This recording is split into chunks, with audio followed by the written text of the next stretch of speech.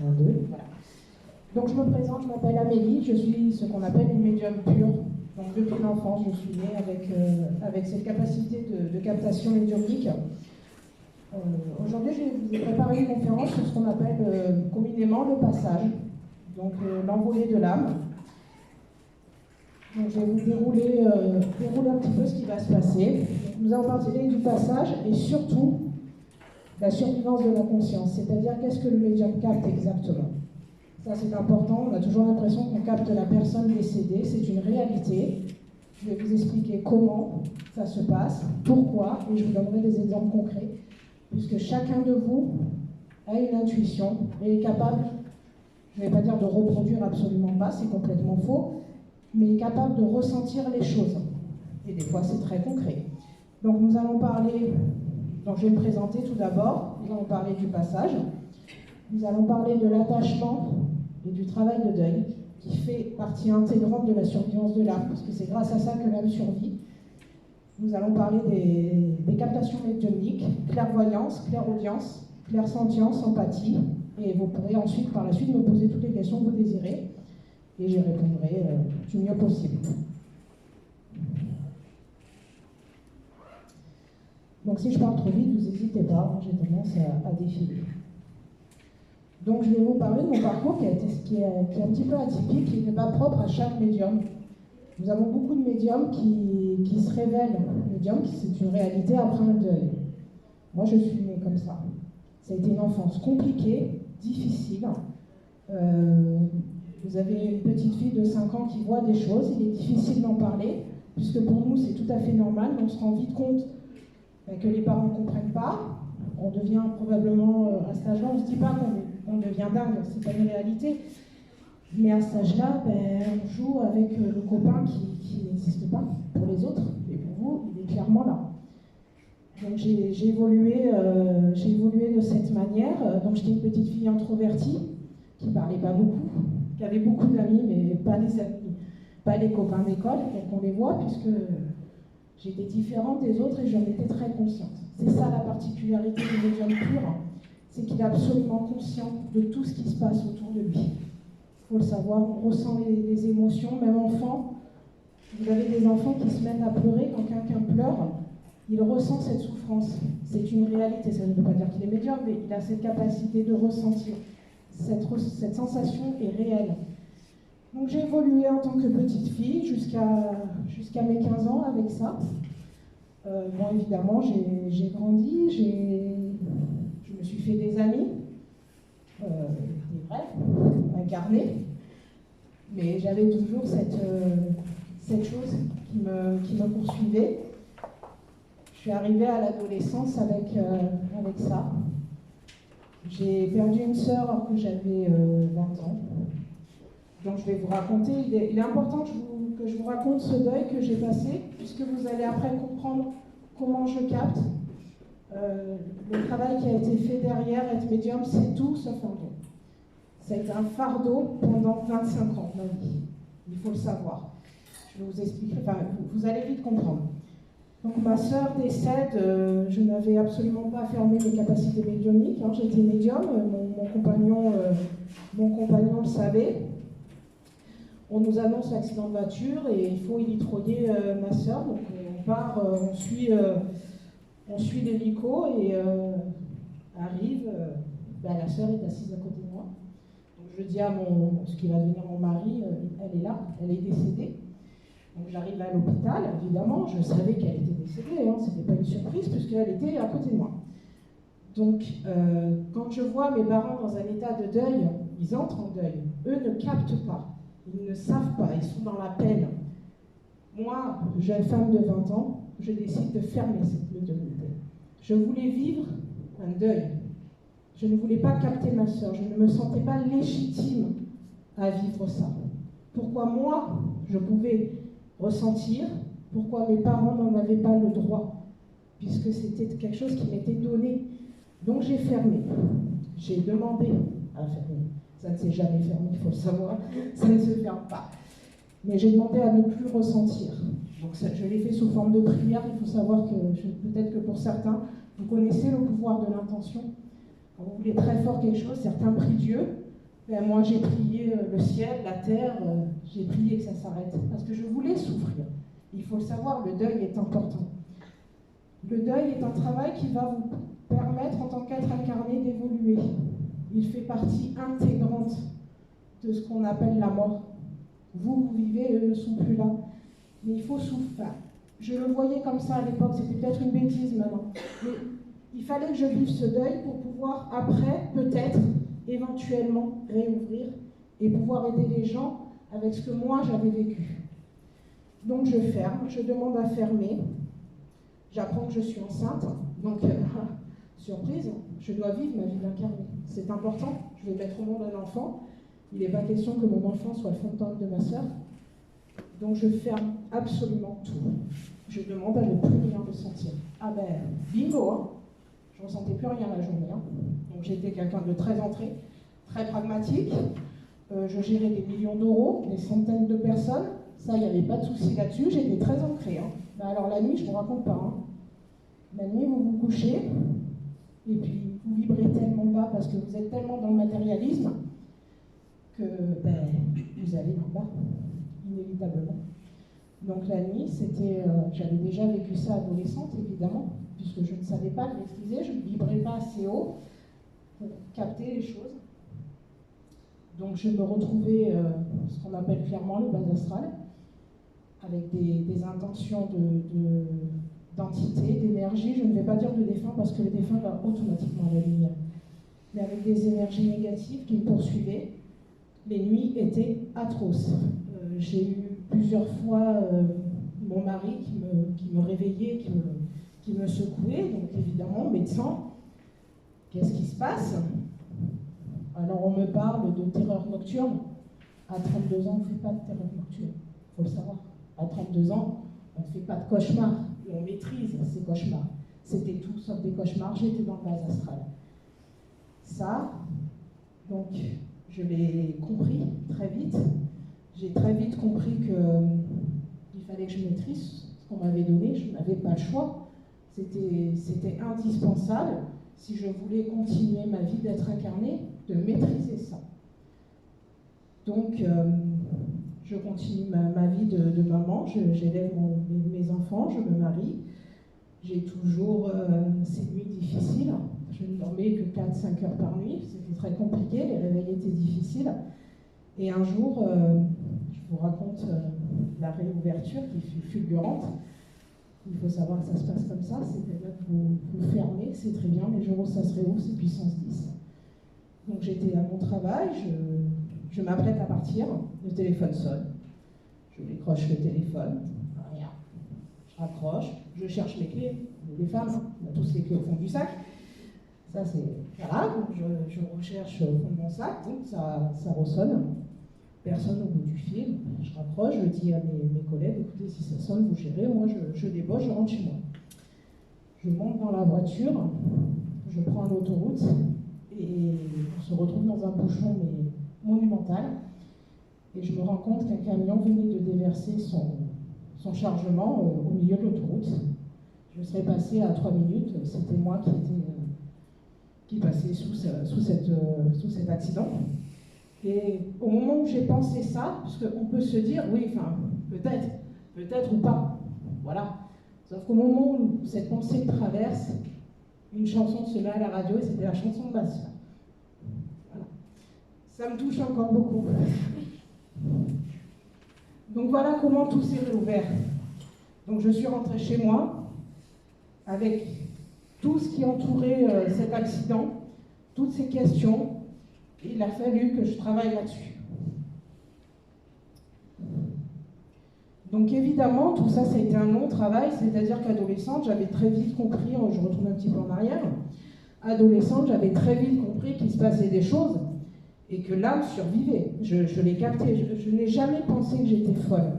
C'est ça qui est important. Ce que je voyais, ce que j'entendais était une réalité. Mais comment le dire?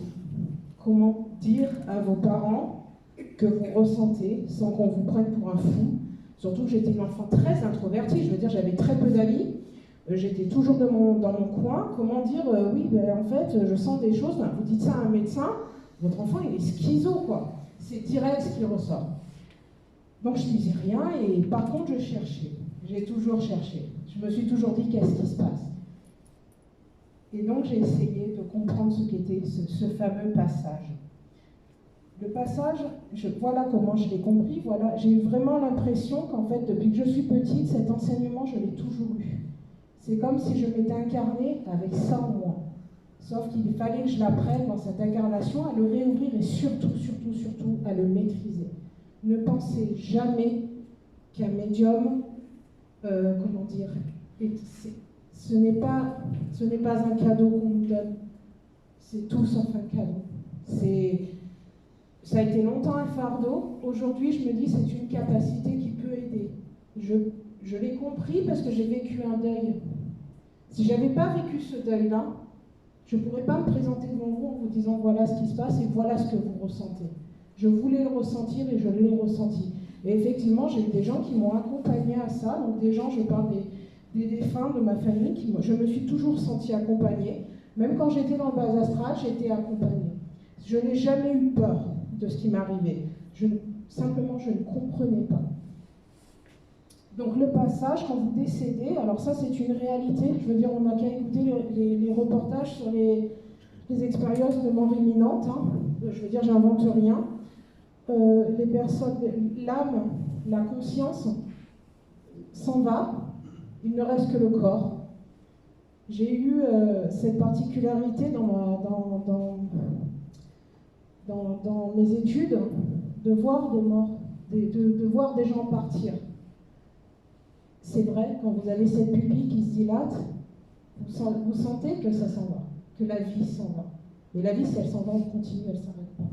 Ça, c'est une réalité. L'âme se désincorpore, elle sort, et elle devient un tout. Elle devient si puissante qu'ils se rendent vite compte qu'en fait, ils ne sont pas plus importants que la fourmi qui marche. L'âme est un tout. Alors j'ai cette image, moi, qui m'est venue quand je m'interrogeais sur ça, justement. Je prenais cet exemple, et c'est vrai que ça m'est venu comme ça. Bon, ça m'a sûrement été donné, évidemment. Vous avez une rivière, et de cette rivière, il y a des gouttes d'eau, elle est faite de millions et de milliards de gouttes d'eau. Ben, vous êtes cette goutte d'eau. Vous êtes unique, mais vous faites partie d'un tout. Ben, quand vous décédez, c'est exactement ce qui se passe, vous retournez au tout. Vous êtes un tout, mais vous êtes en même temps cette goutte d'eau. C'est ça qui reste. C'est cette particularité de faire partie d'un tout et d'être en même temps unique. Et c'est ça que nous, médiums, nous captons. C'est cette petite partie qui reste. Mais pourtant, vous faites partie d'un tout. C'est pour ça qu'on dit toujours que les défunts sont toujours parmi nous. Évidemment, ils font partie d'un tout, ils font partie de vous. Donc vous avez, quand vous décédez, différents niveaux.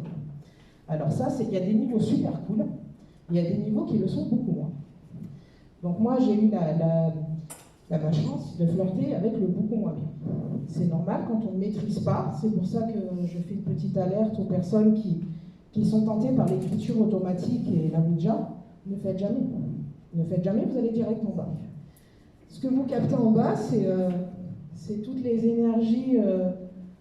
alors attention, je ne parle pas d'entité. C'est des énergies résiduelles. C'est ce qui reste... Quand vous êtes pris d'une grosse colère, mais vraiment, mais vous tuerez, vous serez capable de tuer. Tout le monde a déjà ressenti ça. Mais imaginez que cette colère, elle reste, mais elle flotte autour de vous. Eh bien, c'est ça que vous ressentez. C'est-à-dire que vous allez dans un endroit où tout n'est que colère, tout est noir, tout est mauvais. Vous captez comme si... Mais c'est comme si vous étiez en colère en permanence. Donc ça, c'est ce qu'on appelle communément le bas astral. Donc beaucoup le décrivent comme étant l'enfer. Je ne crois pas au nom d'un Je ne crois pas que l'âme, toute âme, est lumière. Toute. Donc je crois que ce qui reste à ce niveau-là, ce sont des émotions qui n'ont pas été gérées en tant qu'être incarné et qui restent en bas. Et quand vous êtes un minimum ouvert, que vous avez un peu plus d'intuition que les autres, que vous êtes un peu plus ouvert spirituellement que les autres, eh bien, si vous faites une Ouija, c'est direct là que vous allez. Donc évidemment, ben, j'ai envie de vous dire, vous avez 16 ou 17 ans, vous flippez. Hein. Voilà. Et vous vous réveillez en vous disant, je deviens folle, je préfère mourir que de vivre ça, parce que c'est clairement ce que j'ai ressenti, je vous le dis tel que je l'ai ressenti. Ça n'a jamais été une bénédiction. Sauf quand j'ai compris ce que c'était, quand j'ai compris qu'on pouvait s'élever en vibration et qu'on pouvait capter des choses magnifiques. Et il faut savoir qu'il existe quand même des résidus beaucoup moins sympas et qu'on les capte aussi. Évidemment, on est capable de capter très haut, on est capable de capter très très bas. Donc on se protège.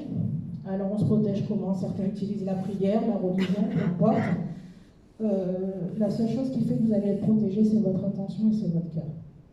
C'est-à-dire que ça peut arriver, vous avez un contact, il faut savoir que la personne, si sur Terre c'était un gros con, il ne faut pas se leurrer, hein, là-haut il le sera aussi. Mais il y aura une lumière différente. Quand vous êtes en bas, moi je demande une protection à qui veut bien me la donner. Je sais que voilà, je fais ça avec le cœur. Si j'arrive en bas, c'est que peut-être je dois capter quelque chose, peut-être je dois aider une âme qui est perdue, une colère qui n'a pas été réglée, quelque chose à dire qui n'a pas été dit. Bon, ben, si je suis là, c'est qu'il y a une raison, donc j'essaie de comprendre. Et effectivement, j'essaie au mieux de régler ce problème-là. Il y a aussi de très très belles vibrations. Quand vous êtes en haut, ce que moi j'appelle le haut, hein, c'est comme si c'était des couleurs. Quand vous êtes dans des couleurs d'amour, vous avez des messages exceptionnels. Vous avez des messages... c'est un peu bateau de dire ça parce que vous devez l'entendre sans arrêt. Oui, c'est beau, c'est génial, mais ça l'est. Il faut le savoir. Quand vous êtes... le bas peut être extrêmement difficile, mais à la même hauteur que ce que peut être le haut. Sur un degré de graduation, on peut kiffer le haut comme on peut détester le bas, mais au même degré en fait. Donc quand vous vous désincorporez, votre âme s'élève, toutes les âmes vont à la lumière. Quand j'entends que les suicidés ne vont pas à la lumière, c'est entièrement faux. Tout le monde monte.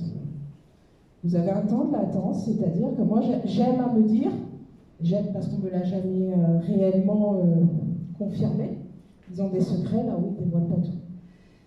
Mais j'aime à me dire qu'on nous demande comment as-tu aimé, comment as-tu donné aux autres, qu'as-tu fait pour les autres. Et selon votre cœur, vous accédez à des degrés différents. Selon que vous ayez fait du bien, vous accédez. Je ne crois pas à l'enfer. Je crois que tout le monde monte. On a juste des choses à régler. On a des choses réellement quand on arrive, qu'on s'incarne, on a un contrat. On signe un contrat. On se dit voilà, moi dans ma vie, j'ai pas connu l'amour inconditionnel. Il va nous arriver des épreuves pour comprendre ce qu'est l'amour inconditionnel. Donc toutes les épreuves qui vous arrivent, les deuils, et oui, le deuil fait partie d'un contrat passé. L'âme qui va vous faire souffrir parce qu'elle s'est envolée trop vite, c'est pour vous qu'elle l'a fait, c'est un contrat qu'elle a passé avec vous. Vous n'en êtes pas encore conscient, évidemment, mais c'est un contrat. Ma sœur est décédée, elle avait un contrat. Elle avait des choses à me faire comprendre. Donc on a ces niveaux différents et il arrive l'attachement. Alors l'attachement, c'est ce que je vous disais, hein, évidemment, c'est cette âme qui vous accompagne du fait qu'elle part, c'est douloureux, évidemment. On ne comprend pas. Pourquoi cette âme s'en va? Pourquoi elle me laisse? Pourquoi elle m'abandonne? Pourquoi? Voilà ce qui arrive quand on perd un être qu'on aime profondément. Mais pourquoi, je vais vous le dire? Pour vous évoluer. Vous devez passer cette phase de deuil. Vous devez comprendre ce qui se passe là-haut. Alors évidemment, on va avoir des médiums. Les médiums qui tout va très bien, parce que c'est une réalité. Ils vont tous très bien, ne vous inquiétez pas. Mais vous souffrez. Vous n'avez pas le message. Vous ne comprenez pas pourquoi. Vous devez passer par là. Croyez-moi, vous devez passer par là. Une fois que vous avez compris pourquoi il reste cet attachement, pourquoi cette âme, si elle est venue, alors on va entendre parler d'âme sœur, de flamme jumelle. L'âme sœur, vous pouvez en avoir 15 dans une vie. C'est votre attachement qui fait que vous allez aimer. Si vous avez des gens que vous vous aimez, vous êtes quelqu'un qui aime profondément, bingo, vous avez fait la moitié du boulot, quoi. Vous avez tout compris, j'ai envie de vous dire. Vous allez rencontrer ces âmes qui vont venir, qui vont vous accompagner, tout simplement. Et puis un jour, elle s'en va, cette âme, et elle vous laisse, vous êtes malheureux. Pardon, je me répète, vous allez voir des médiums qui vous disent que tout va bien, mais tout va bien, hein. On ne s'inquiète pas. Et là, vous viennent des questions. Une fois que vous avez compris que si cette âme s'est envolée, c'est qu'elle avait signé un contrat. Signer un contrat, si elle vous manque autant, c'est qu'elle doit vous devez vous faire accompagner dans un chemin qui fait que vous allez prendre conscience de ce qui vous arrive. Le fait de... c'est un travail que vous devez faire. Alors moi, je préconise, c'est vrai que j'ai souvent des gens qui me disent, voilà, j'ai récupéré les cendres de mon papa ou de mon enfant. Est-ce qu'il y a un temps pour les garder? Est-ce que je vais les garder éternellement? Est-ce que je fais un hôtel qui leur est dédié? Moi, je réponds, faites ce que vous voulez. Il y a une chose que vous devez bien comprendre, c'est que tant que vous restez avec cet attachement-là, votre vie à vous en tant qu'être incarné, elle est encore reliée à la mort. Faites, si vous voulez les garder 20, 10, 15 ans, 3 jours, faites comme vous le sentez, mais à un moment, coupez ce lien. Alors ça ne veut pas dire qu'on oublie, puisque vous allez vite vous rendre compte que l'âme qui s'est envolée est toujours avec vous, évidemment. Mais ça, je vous donnerai des exemples concrets. Et même vous pourrez, vous, témoigner, de dire, mais oui, moi j'ai perdu, effectivement, il s'est passé ça. Voilà, vous aurez des preuves. Est-ce que c'est parce que vous allez tous les jours au cimetière? Non. Est-ce que c'est parce que vous avez fait un autel avec une urne qui trône sur votre cheminée? Non. Ça, c'est vous qui n'arrivez pas à couper ce lien-là. Ce lien est indéfectible, ne se coupera jamais. Moi, ce que je demande, quand on vient me voir et qu'on pose la question, je dis, organisez-vous un deuxième enterrement. Si vous avez des cendres, choisissez avec vos enfants, vos amis, les gens qui vous sont proches, les gens qui aiment ce défunt. Choisissez une journée et allez disperser les cendres. Faites un dernier hommage, parce que la personne, elle est toujours à côté de vous, il n'y a pas de souci. Par contre, ce qu'elle veut, c'est que vous continuez à vivre. La vie est une priorité. La mort n'est qu'un passage. Vous reviendrez. Soyez-en certains. J'aime à citer ce livre qui m'a touché énormément. Peut-être que certains connaissent. C'est le livre d'Anaël. C'est une petite fille qui est née handicapée lourde, mais qui avait toute sa tête. Et qui a écrit un livre avec l'aide de son papa. Et donc son incarnation, j'ai envie de dire, s'est mal passée, c'est qu'elle n'a rien oublié de sa vie antérieure. Et donc elle raconte, avec les mots d'une petite fille de 7 ans. Donc on se rend vite compte, et cet enfant a fait un travail exceptionnel sur elle, parce qu'elle n'en voulait pas. Enfin, elle disait, je ne suis qu'un corps, mon âme va bien plus loin que mon corps. Donc sachez que vos défunts, c'est un corps que vous avez perdu. Ce n'est certainement pas l'humain. L'énergie reste. Votre défunt reste. C'est important de le savoir. C'est vraiment important. Donc si vous avez besoin encore d'un travail de deuil, alors beaucoup de gens viennent voir des médiums. C'est très bien. Une fois que vous avez eu votre message, laissez passer du temps. Vivez. Vivez pour vous. Ne vivez plus dans l'attachement. Parce que honnêtement, mais vraiment je me répète encore une fois, la mort n'existe pas. Ce n'est qu'un passage. Organisez, si vraiment, faites des hommages. Je ne suis jamais allée sur la tombe de ma sœur. Pourquoi faire? Je n'ai qu'à demander et je sais qu'elle m'entoure. C'est une souffrance, si vous voulez. Alors, je ne dis pas que je me l'inflige et je ne dis pas que les gens qui vont au cimetière ou qui allument une bougie entretiennent ça. Absolument pas. Faites comme vous le sentez. Mais avant tout, vivez. Vivez, vivez, vivez. Vous êtes des êtres incarnés. Les soucis que vous avez, ils sont bien réels. D'accord? Donc, vivez. Vous êtes sur cette terre pour vivre des expériences. La personne qui vous a accompagné, elle est partie uniquement matériellement. Elle existe toujours dans votre cœur et elle existe toujours autour de nous. Donc voilà pour tout ce qui est le travail de deuil, comment on fait son deuil, il n'y a pas de recette.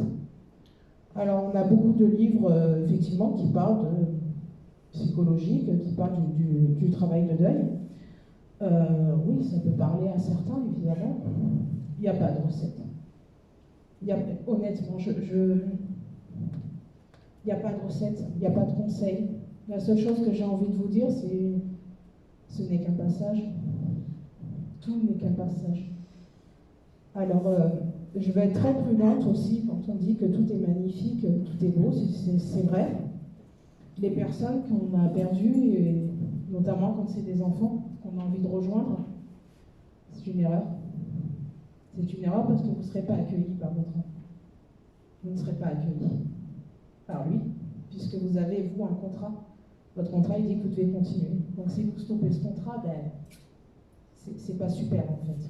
Donc, je suis désolée de vous dire ça comme ça, je suis quelqu'un de très cash, mais n'envisagez pas d'aller rejoindre. On entend souvent que tout est beau, tout est magnifique. Non, tout n'est pas beau, tout n'est pas magnifique. Les âmes d'enfants, évidemment, s'envolent immédiatement à la lumière. J'en ai pas rencontré un seul en bas. Pas un seul. Ils vont immédiatement dans la lumière.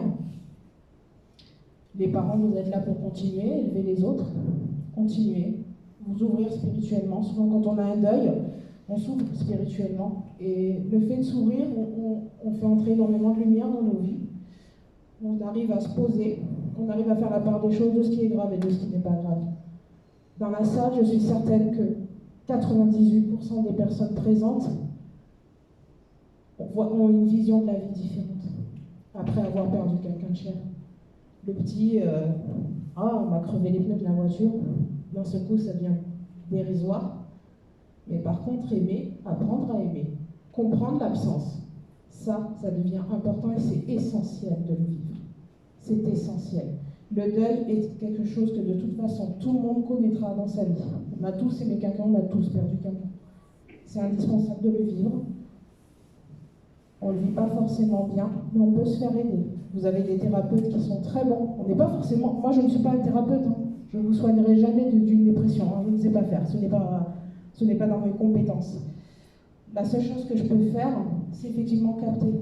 Vous donner les messages de vos défunts. Souvent, ils sont rassurants. Parfois, c'est beaucoup moins simple. Des fois, c'est drôle. Il faut le savoir. Il y en a qui sont très drôles. Les captations sont assez particulières, alors d'un médium à l'autre, on n'a pas tous la même manière de capter, d'avoir ces captations. Donc on a l'empathie.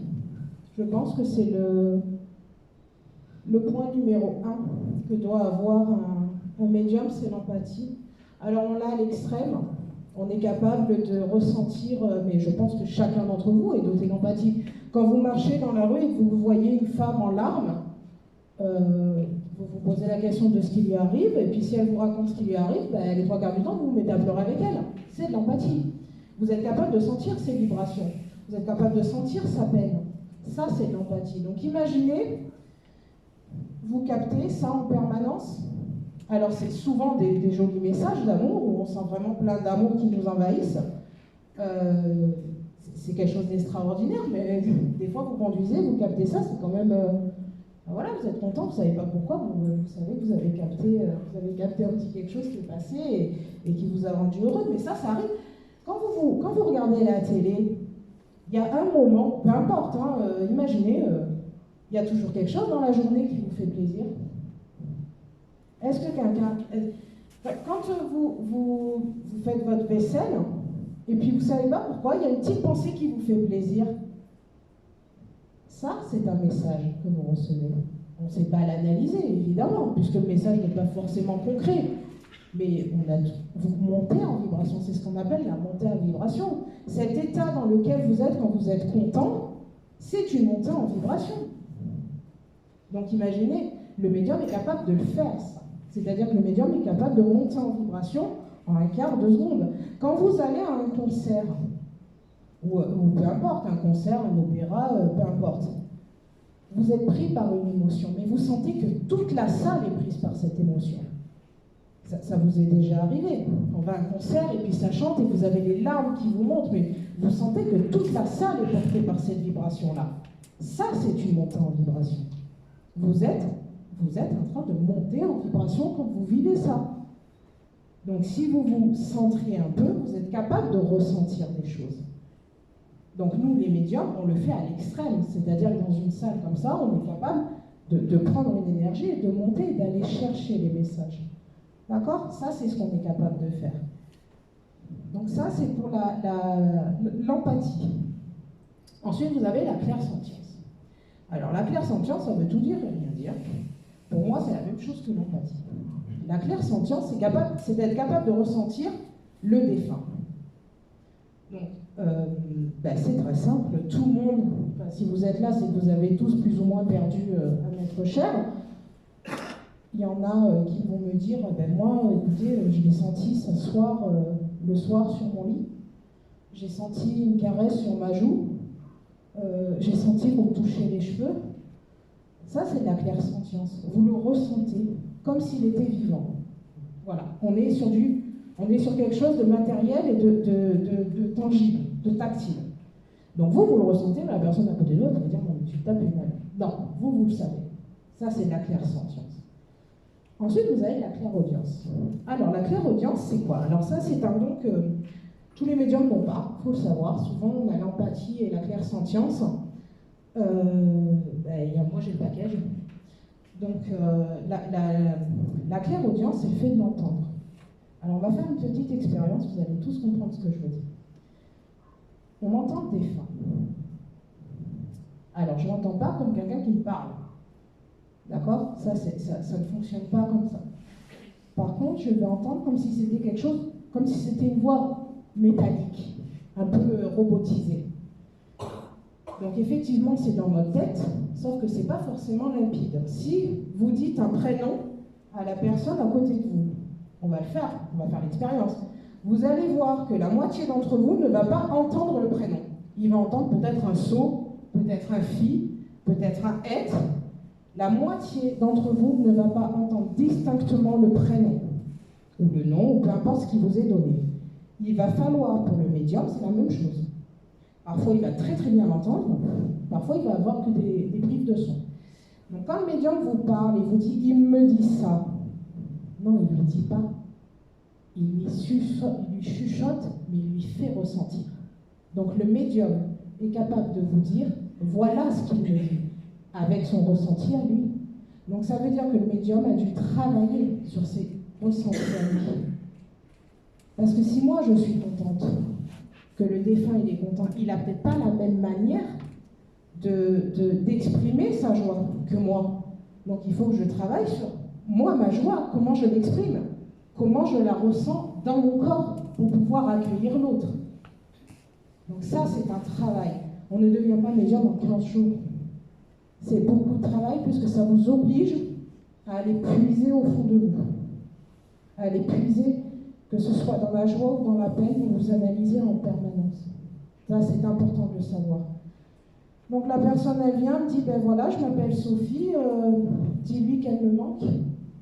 Il ne va pas me le dire à l'oreille. Je vais entendre Sophie, peut-être, ou So, ou que fille, ou peu importe. Mais par contre, je vais sentir un manque en moi. Je vais sentir cette absence, parce que je l'ai analysée, cette absence. Je sais à quoi ça ressemble, l'absence de quelqu'un, puisque je l'ai vécu. Donc je vais pouvoir vous dire, vous lui manquez, mais c'est pas lui qui me le dit. Il ne fait pas des phrases, il est incapable de le faire. C'est très rare quand on a des phrases complètes.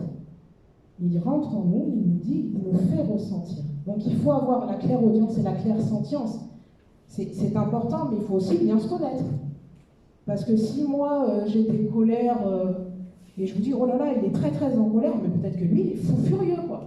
On n'a pas le même ressenti d'une personne à l'autre. Donc ça vous oblige à faire une introspection, à bien vous connaître. C'est important.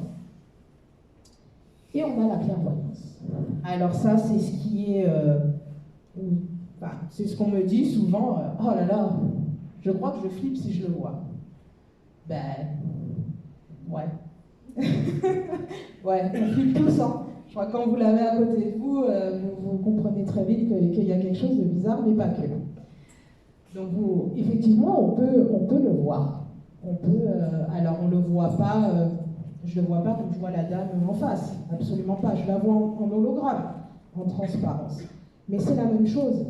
C'est-à-dire qu'à un moment, ça ne me suffit pas. Il faut que j'ai un flash derrière. Il faut que j'ai quelque chose de concret qui me permette de dire, elle a un grain de beauté là, je vois, elle a une cicatrice là, je ne le vois pas comme ça. C'est-à-dire que cette âme doit me montrer par un flash aussi. Les deux vont de pair. Je ne peux pas en avoir qu'un. Si j'en ai qu'un, c'est qu'il y a un problème. C'est où je ne suis pas assez montée en vibration, effectivement, je ne capte pas le défunt, ou je n'ai pas du tout le bon défunt. Ça arrive aussi. Il faut savoir que je peux dire, oui, je vois une personne qui est comme ça, mais je n'ai pas de flash. Ben, c'est juste que ce n'est pas le bon. Alors j'en capte bien un, mais ce n'est pas celui que la dame me parle. Donc là, on me dit, non, c'est pas le bon. Ça arrive. Mais tout ça pour vous dire que chaque capacité est forcément reliée à votre parcours de vie.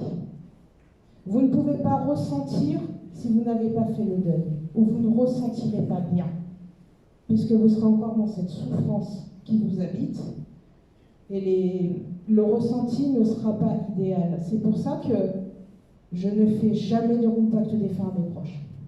Parce que forcément, il y a de l'attachement et forcément, mon ego, mon moi profond refait surface. Donc le message n'est pas clair. Il n'est pas neutre. Puisque si je fais un contact défunt à ma maman pour lui parler de sa fille, vous pensez bien que sa fille, c'est ma sœur. Donc le message, c'est pas possible. À un moment, le message, c'est pas possible. Donc les 3/4 des médiums passent par d'autres médiums pour avoir leur message. Donc vous voyez, c'est pas une chance, puisqu'on capte pour les autres, mais on est incapable de capter pour soi. Donc c'est très difficile à vivre, parce que des fois on se dit, mais mince, pourquoi je capte pas? Pourquoi je suis obligée d'aller voir un médium? Mais moi, des fois, j'envie les gens qui me disent, je l'ai ressenti à côté de moi. Puisque vous, ça vous apaise quand vous ressentez. Moi, ça me terrifie, parce que je me dis, qui c'est en fait, Kevin? Est-ce qu'on se joue pas de moi? Est-ce que c'est vraiment mon défunt? Parce que nous, on est plein de questions derrière. Hein. Donc, tout ça pour vous dire qu'il faut faire attention à vos sens. Vérifiez vos sens. Soyez toujours alerte sur ce qui se passe. Alors, sans tomber, oh là là, je vois des 21 de partout, oh là là. Non, on ne tombe pas là-dedans. C'est important. Ce qui est important, c'est de vous centrer à vous. Qu'est-ce que vous ressentez à l'instant T? Videz-vous la tête. Partez. Il y a des moments où on a ce qu'on appelle le lâcher-prise. Le lâcher-prise, c'est quand on ne réfléchit plus. Alors, c'est toujours facile. Notre cerveau a tendance à réfléchir en permanence. Le cerveau, il est fait pour ça, il est connu pour ça. Ce qui s'envole, quand les âmes décèdent, c'est cette partie de conscience dont vous n'avez pas conscience. Alors c'est un peu compliqué à dire. Quand vous serrez la main à quelqu'un, ou quand vous enlacez quelqu'un, vous avez cette chaleur qui vous envahit, cette personne, vous savez instinctivement que vous allez l'aimer. Alors peut-être l'aimer d'un amour charnel, peut-être l'aimer d'un amour amical, peu importe, mais vous savez que cette personne, vous allez l'aimer. Mais c'est ça. La conscience qui s'en va, c'est ça. C'est cette petite bulle que vous avez captée. Et c'est ça qui reste. Le corps, c'est un corps, j'ai envie de dire c'est un emballage.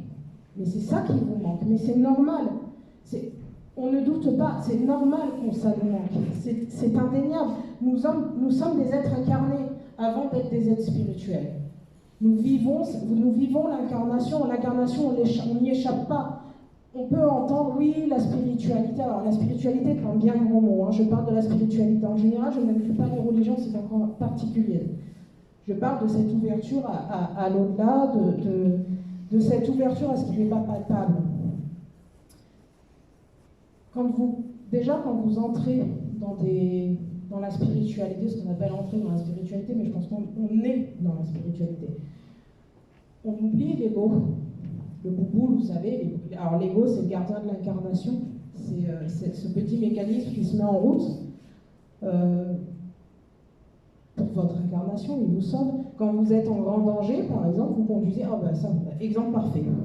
Vous conduisez, vous vous êtes semi-hypnotique, ça nous est tous arrivé de se dire « Oh pétard, je suis déjà arrivé là, j'ai pas vu la route ».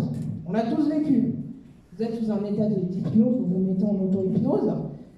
Et pourquoi vous vous réveillez? Parce que vous arrivez sur un rond-point. C'est qui vous réveille? C'est votre ego. L'ego est le gardien de votre incarnation. L'ego protégera toujours la vie. Quand vous avez peur d'un sens, par exemple, moi ça m'arrive, je vais faire un contact défunt, je monte en vibration, je capte le défunt, et d'un seul coup, la personne en face de moi me dit « Non, c'est pas lui ». Ah, qu'est-ce qui se passe? Bouboule, l'ego, il n'y a rien, il vous ramène sur Terre, et là, il faut remonter. Hein. Donc ça, c'est compliqué pour le médium. Donc ça s'apprend. On apprend à se mettre de côté. C'est-à-dire que quand je fais un contact médiumnique, je ne suis déjà plus là. C'est l'autre, je laisse place aux vibrations d'autres. Donc quand j'entends, quand je vois, quand je dis « me montre ça », je le fais avec mes sens à moi, avec ce que moi je connais.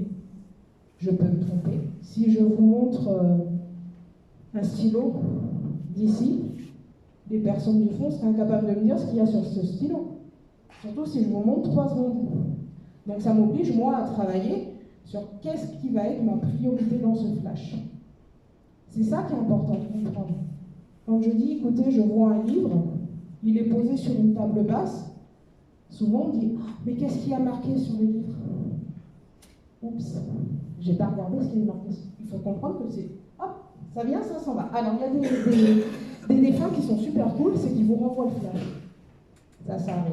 Donc des fois on arrive à revenir sur le flash. Donc tout ça pour vous dire que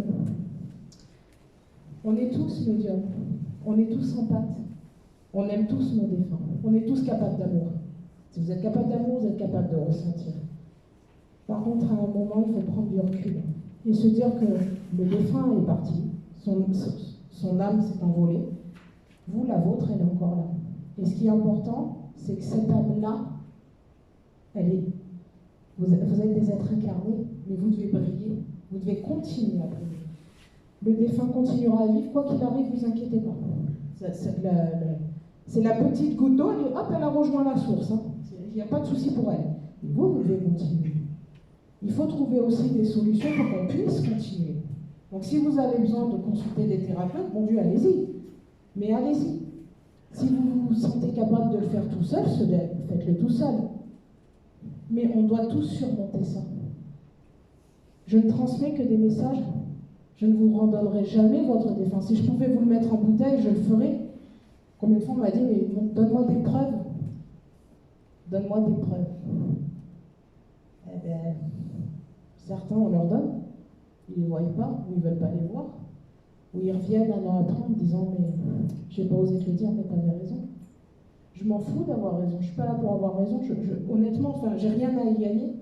Absolument rien. Je ne pratique que par le cœur. Je fais ça pour vous. Parce que j'ai connu le deuil, je sais à quel point c'est douloureux. Et si on m'a donné cette faculté-là, c'est peut-être pour que je puisse vous transmettre les messages. Vous en ferez ce que vous voulez. Il y a des gens que ça va aider, effectivement. Il y a des gens qui vont se dire, oui, j'avais besoin de ça. Puis il y a des gens qui vont dire, non, non.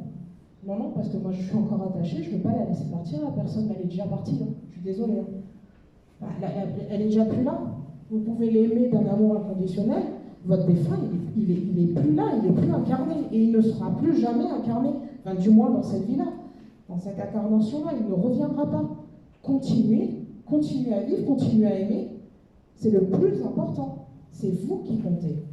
Le défunt, s'il s'est enrôlé, s'il vous a laissé, c'est parce que vous avez encore du chemin à faire.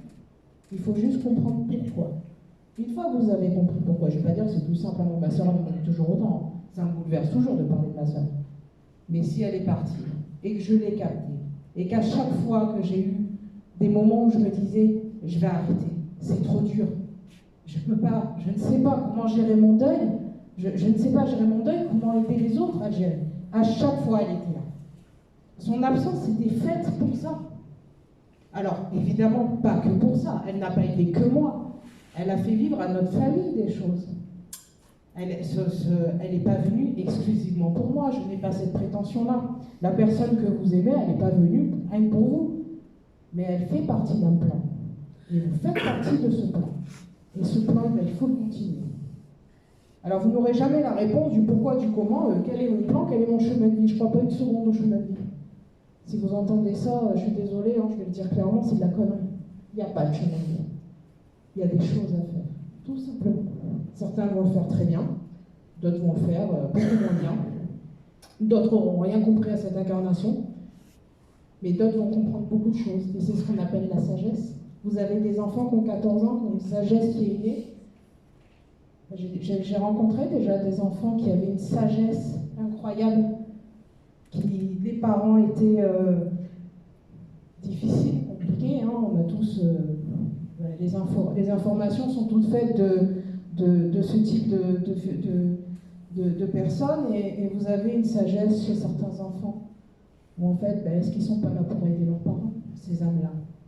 Tout le monde a une mission. Enfin, une mission. Tout le monde est là pour apprendre quelque chose, pour s'incarner. Quand on s'en va, c'est que le travail a été fait. Et là, il va aider, le défunt va aider à faire autre chose. Donc vous allez avoir effectivement des signes. Tout le monde a eu des signes. Je pense que si je demande à chacun d'entre vous, tout le monde va me dire oui, moi j'ai déjà ressenti ça. Ça, c'est juste pour vous dire continue. Continue, tu es sur la bonne voie. Donc le passage, tel qu'on le décrit, n'est qu'un passage. Ça n'est rien d'autre qu'un passage. Par contre, ce passage, c'est pas maintenant que vous devez y aller. Votre heure, elle viendra quand elle viendra. Et c'est pas le moment. Ne forcez pas les choses. Alors ça, je dis ça pour les personnes qui ont des tendances suicidaires. Alors je suis désolée de le dire comme ça, mais je ne vois pas comment le dire autrement. Continuez. Continuez, parce que de toute façon, vous êtes là. Continuez. Vous avez plein de choses encore à comprendre. Plus vous allez travailler sur vous, plus vous allez comprendre les choses, plus la vie vous sera douce. Ça, il faut bien comprendre. Moi, il y a beaucoup de choses où je me dis, mais oh là là, le banquier, il appelle, ça, on l'a tous eu, hein. Banquier, oh là là. Alors, il y a des gens, ils vont pas dormir, parce qu'ils ont 12 ou 13 euros de découvert. Je peux le comprendre. Moi, honnêtement, il y a bien plus grave, quoi. Donc, votre vie sera beaucoup plus douce. Alors, attention, les problèmes, ils existent quand même. C'est-à-dire que le banquier vous téléphone quand même. Ah oui, vous pouvez être très spirituel, très sage, le banquier, lui, il s'en fout. Il lui faut les 12 euros sur le compte. Mais votre vie sera beaucoup plus douce. Vous tomberez, vous tomberez beaucoup moins malade, vous serez beaucoup plus doux. Prendre la vie avec sagesse. Moi, je dis, les défunts nous accompagnent, mais nous accompagnons aussi les défunts. C'est important de le savoir. On doit être là pour faire vivre leur mémoire. Alors attention avec modération, vous êtes plus important que la personne qui est partie. On doit être là pour faire vivre leur mémoire, mais on doit surtout être heureux, parce que c'est comme ça que quand le défunt est en face de moi et qu'il pleure, souvent j'ai une grande souffrance en face de moi. Sinon le défunt, il apparaît, il est mort de rire, quoi. Il est là, il est heureux, il nous raconte, il est plein de vie. Mais si en face j'ai une mère ou une sœur bouleversée, pas bouleversée forcément parce qu'elle reçoit le message, mais qui est bouleversée au quotidien, le défunt, c'est pas drôle pour lui non plus. Donc on accompagne aussi le défunt. On a ce double rôle, et ça, il faut bien l'intégrer. On a ce double rôle d'accompagnement et d'accompagner. On est accompagné au quotidien, mais on doit aussi accompagner le défunt. Donc ça, c'est aussi une réalité. On n'en parle pas assez. Moi, j'aime à dire que c'est aussi compliqué que de vivre, en fait. C'est aussi compliqué. On croit que ça s'arrête, ça ne s'arrête pas. Aimer, continuez à penser à vos défunts. Parlez-en. N'ayez pas du mal à parler de vos défunts, parce que vous continuez à les faire vivre en parlant d'eux. Je déconseille vraiment, oui, les hôtels de mémoire, vivez. Votre défunt, de toute façon, il sera toujours avec vous, dans une photo, dans la poche, en pensée. Essentiellement, il vous accompagne. Voilà. On va peut-être passer à la phase des questions. Alors, j'espère que j'ai répondu au niveau du passage. Il n'y a pas grand-chose à dire. Je veux dire, je pense que les gens qui ont vécu des EMI le racontent très bien. Je n'en ai pas vécu, je ne peux pas raconter l'EMI.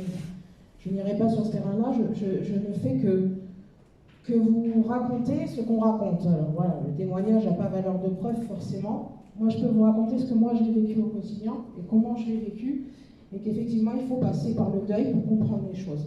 Et il a fallu que je passe par là aussi. C'est pour ça que beaucoup de médiums vous disent Ça s'est déclenché au décès de mon père, au décès de ma mère. Parce que le deuil est tellement une souffrance psychologique que le corps, le cœur doit continuer à vivre. Vous êtes en survie quand vous perdez quelqu'un. Et le fait d'être en survie, le subconscient réagit et ouvre des portes. C'est pour ça que vous avez beaucoup de médiums. Alors moi, je suis née médium, malheureusement. Je dis malheureusement parce que je pense que je n'aurais pas choisi cette incarnation-là. Mais bon, je l'ai choisie, c'est qu'il y a sûrement une raison. Mais ce n'est pas le deuil qui a ouvert. J'étais déjà complètement ouverte. Mais quand on entend des témoignages où effectivement c'est au décès du papa, c'est au décès d'un enfant que ça s'est ouvert, oui, je peux entièrement le croire. C'est que vous vous ouvrez complètement parce que vous êtes en mode survie.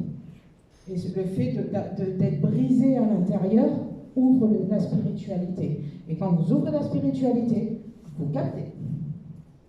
Alors des fois, vous pouvez évidemment extrapoler, c'est-à-dire,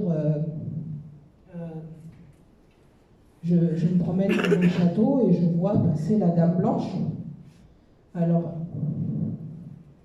ça m'est arrivé, mais je ne l'ai pas vu comme ça, mais ok, sur un médium qui a beaucoup d'ancienneté, j'ai envie de dire, je suis désolée de dire ça, on dirait que c'est un métier, mais c'est pas un métier, mais enfin qui a beaucoup de pratique, effectivement, il peut capter des choses dans les châteaux, les maisons, Si vous, ça vous arrive, ou vous êtes clairement médium, ou faites attention, quoi. C'est peut-être juste une je vais arriver à le dire, pareidolie, c'est-à-dire comment dire, oh zut, je sais pas. Bon, vous avez compris ce que je voulais dire. C'est juste une déformation enfin, votre cerveau qui imagine des choses, parce qu'il faut bien comprendre que quand alors, le truc où on est autour d'une table, il faut allumer des bougies, on met 18 000 pierres sur la table, on met plein d'encens et on appelle le défunt, tout ça, c'est gadget. Le défunt, je le capte en allant aux toilettes, quoi. Parce que c'est clairement comme ça que ça se passe. À un moment où vous pensez juste pas le capter, vous le captez. Donc ça arrive. Alors, effectivement, il y a des personnes que ça aide de savoir que le médium s'aide avec des pierres, des machins, Bon, pourquoi pas, enfin, vous n'avez pas besoin de ça. Donc ce que je veux dire, n'essayez pas d'entrer dans des espèces de modes New Age où on invente des millions de méthodes pour connecter, où vous êtes connecté ou vous n'êtes pas connecté. Enfin, je suis navrée de le dire, on ne devient pas médium. Hein. C'est qu'à la base, c'était prévu qu'on soit. Il n'y a pas d'école qui va vous dire nous allons travailler l'intuition. L'intuition, vous la travaillez tout seul, vous êtes capable de le faire. Vous serrez la main à quelqu'un, vous ne pouvez pas le saquer, vous ne savez pas pourquoi, mais vous savez que vous n'allez pas le saquer. C'est comme ça que ça se passe. Ça, c'est de l'intuition. C'est une vibration qui ne vous correspond pas. Mais ça ne veut pas dire que cette personne, elle est mauvaise. Ça veut seulement dire que pour vous, c'est pas possible, quoi. Ça ne va pas le faire. Mais on connaît tous ça. Voilà. Ce qu'on vous apprend dans ces pseudo-formations de médium, c'est clairement ça. Alors pourquoi est-ce que tu ne le sens pas? Qu'est-ce que tu ressens? Non, mais tu le sens pas, c'est une vibration. Mais c'est pareil, le défunt, c'est ça. C'est est-ce que je le sens à côté de moi? Est-ce que c'est bien lui? Quand on transmet le message, on essaie, enfin moi j'essaie tout du moins, donc encore une fois je parle pour moi, j'essaie de vous transmettre ce que je ressens moi avec mon histoire à moi. C'est pour ça que vous aurez des médiums qui seront davantage plus précis que d'autres. Le vécu d'un médium. Personne n'a la même vie. On est bien d'accord, on a tous des vies différentes. Eh bien c'est pareil. Si moi je vous transmets, c'est ce que je vous ai dit, tout est lié.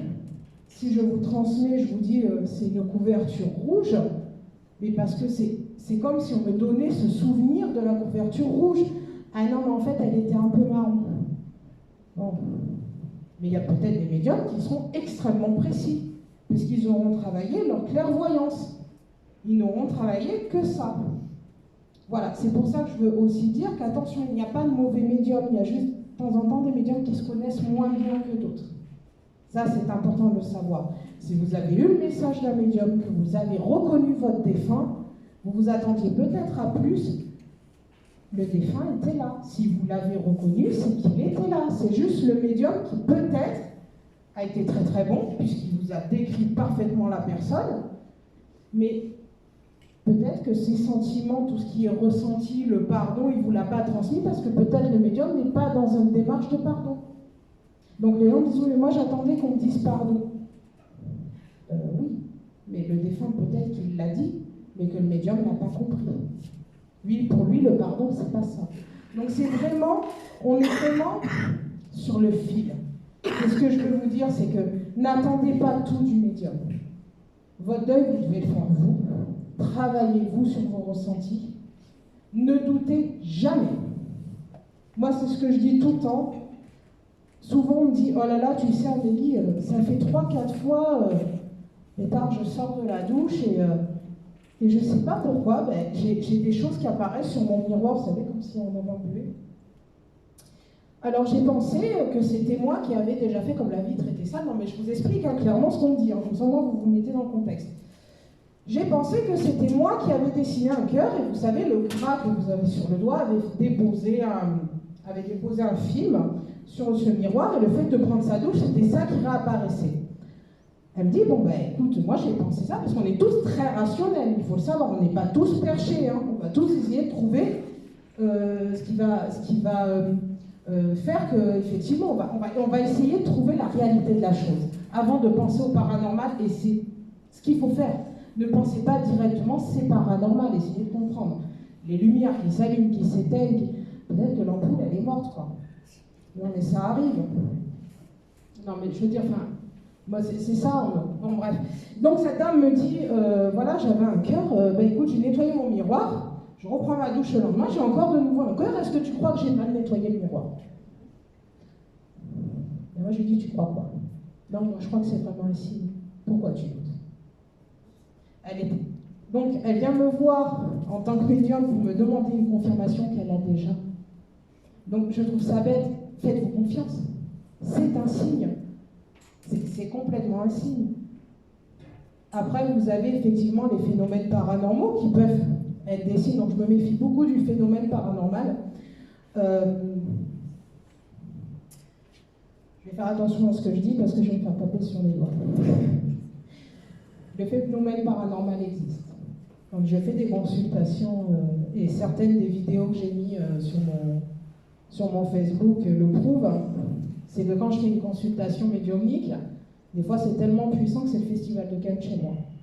Donc j'ai les lumières qui s'allument, j'ai les chats qui se faxent, parce que le chat est un excellent détecteur, il faut le savoir. Donc j'en ai deux, j'en ai un, il s'en fout royal, et j'en ai un, bon bref. Donc j'ai le chat qui se faxe, j'ai les lumières qui crépitent, et j'ai Google qui dit « Je ne comprends pas votre question » en permanence.